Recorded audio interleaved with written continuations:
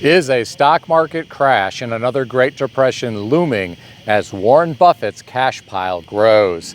Today, I read an article on CNBC.com written by Yoon Lee titled, Warren Buffett Raises Berkshire Cash Level to Record $277 billion after slashing stock holdings.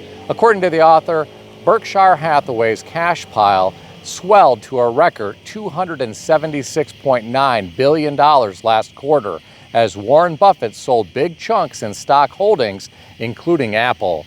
The Omaha-based conglomerate's cash hoard jumped significantly higher from the previous record of $189 billion set in the first quarter of 2024. Well, my friends, I'm going to share my opinion. This is a perfect example of Warren Buffett being fearful when others are greedy.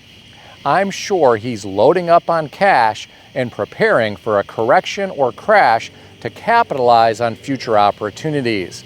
We have seen quite a bit of turbulence in the market in recent weeks. Who knows what type of stormy waters we may be sailing through in the future?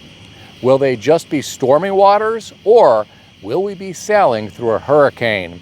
It appears as though Warren Buffett is preparing for just about any type of contingency. There are plenty of people out there who think we are in a super bubble that is ready to pop. If that were to occur, I'm sure Warren Buffett would be ready to go shopping for bargains like he did back in 2008. Assuming he lives long enough. He's 93 years old right now, and his birthday is coming up on August 30th. He will turn 94 years old. The average life expectancy for a man in the United States, according to the National Center for Health Statistics, is 74.8 years old. He has surpassed that by almost 20 years. Now, some of you may think the Fed lowering rates will rescue any turmoil in the market, and maybe that could happen. But look at history for a moment. If you look at the recessions of 1980, 1974, 1970, 1960, and 1957, rate cuts came after the recession started as a way to get the economy out of a recession.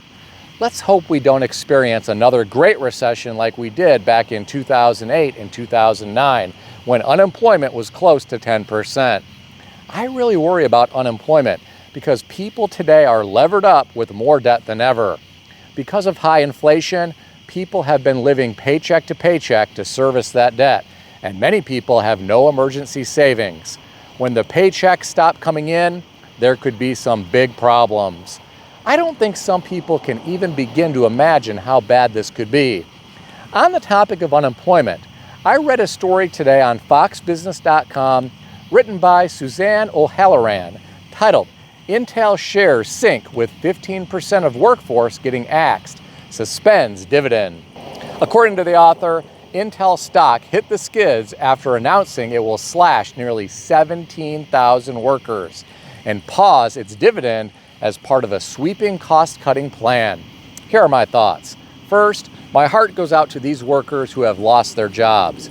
I hope they can find new employment that pays close to what they were making. If not, I hope they have been setting money back for a rainy day. As I talked about earlier, I worry about people who are living paycheck to paycheck with no emergency fund. People have often been living in a fantasy land since the Great Recession, and many are not prepared for a day of reckoning. Let's hope none of these Intel workers just recently purchased an overpriced home in an overpriced area. Some may have a hard time selling it for what they paid. And then there are closing costs and real estate commissions to worry about on top of that. The bleeding at Intel hasn't slowed down. I watched a video yesterday about Intel stock experiencing its worst day in 50 years. If the sell-off on Wall Street accelerates, the bleeding at Intel and for some other companies may not be over. It could be far from over. Only time will tell. What do you think? Share your thoughts in the comment section below. I read another interesting story today. This one was on yahoo.com, put out by People, and written by Stephanie Wenger, titled, Tori Spelling says she's gonna have to go on OnlyFans to pay for her kids' college tuition. According to the author, Tori Spelling will do whatever it takes to pay for her kids' college tuition. Apparently, she recently discussed the cost of college tuition with guest William Shatner on the Misspelling podcast, and she joked that she's gonna have to go on OnlyFans in order to get them into college. For your information, she said gonna. I prefer to use proper English. Here are my thoughts. Children don't need to go to college. Understand, I'm not trying to discourage anyone from going to college if they have a career in mind that requires a degree and they are strategic about it. I'm just saying there are plenty of good careers that don't require a college degree.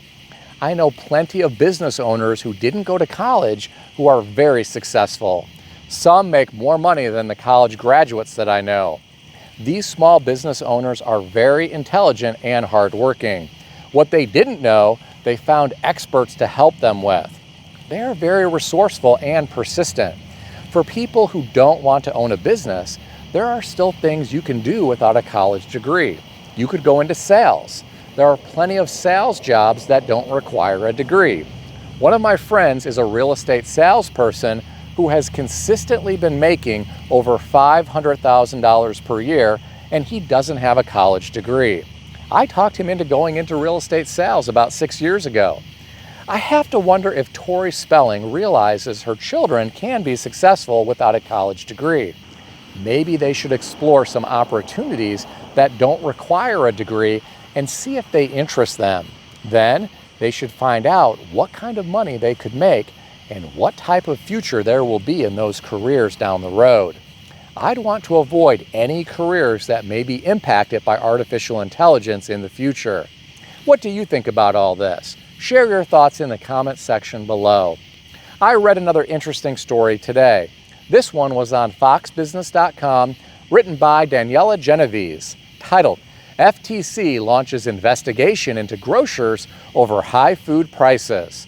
According to the author, federal officials are investigating the discrepancy between easing prices for grocery chains and the lack of affordable food for American families. Apparently, the FTC is probing the tactics that big grocery chains are deploying to hike prices and extract profits from everyday Americans at the checkout counter. Well, my friends, I found this to be very interesting. It will be fascinating to see what the FTC finds. It is tragic that many American families are struggling to afford groceries for their families. Some are resorting to credit to pay for food. The first time I heard about people using buy now, pay later loans to buy groceries, I was blown away. Even though the Fed is supposedly winning the war on inflation, I haven't noticed any significant price decreases at the grocery store for what I purchase on a regular basis. Greedflation and shrinkflation have really impacted a lot of American families. What do you think about grocery prices? Share your thoughts in the comment section below. Please keep in mind that everything in this video is for entertainment purposes only, and nothing in this video is financial advice or advice of any kind. If you need advice, seek advice from a qualified professional in good standing who puts your interests first and foremost. If you enjoyed this video, consider subscribing to the channel. Please also consider sharing this video with your friends.